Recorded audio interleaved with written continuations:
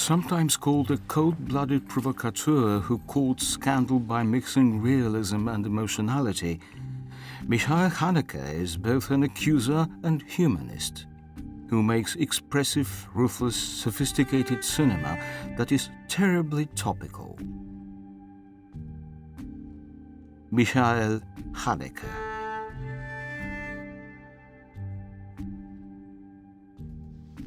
Haneke is one of the few international filmmakers to win the Palme d'Or at the Cannes Film Festival twice.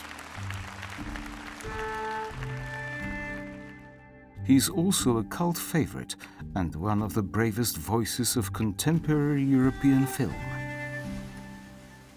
Funny Games, The Piano Teacher, Hidden, and Love joined the canon of international cinema and brutally revolutionized the shocking and surprising exposition of taboos on screen.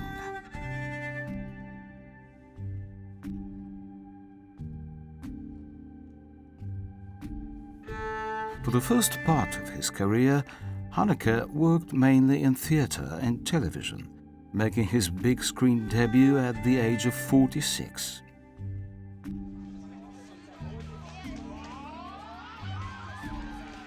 His early films revealed a style that would develop over the following decades.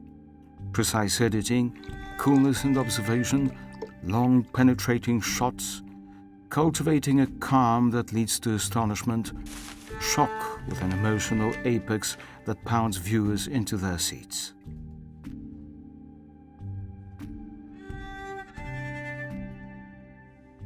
Haneke's films elude classic storytelling, often composed of impressions, seemingly insignificant scenes, which ultimately form extremely suggestive mosaics.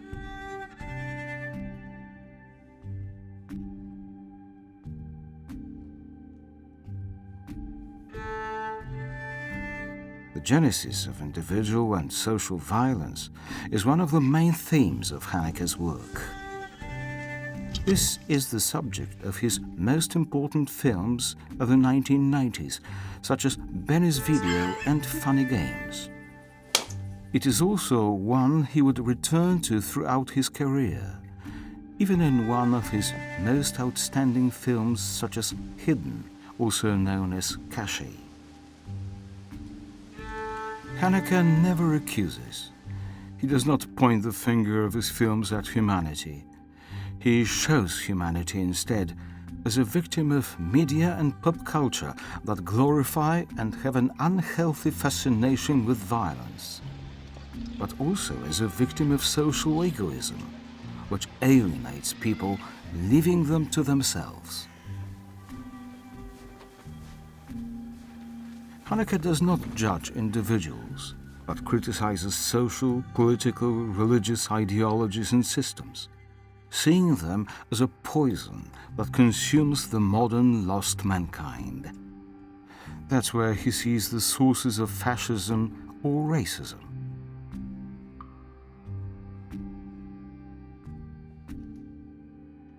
Haneke has been accused of exuding brutality, practicing shock therapy, cinematic radicalism, though he can also be considered a humanist, a filmmaker who is close to humanity and tries to understand its dark side. He can be subtle and tender, as in his magnum opus, The Beautiful Love, which speaks in a simple and blunt way about living together and dying painfully.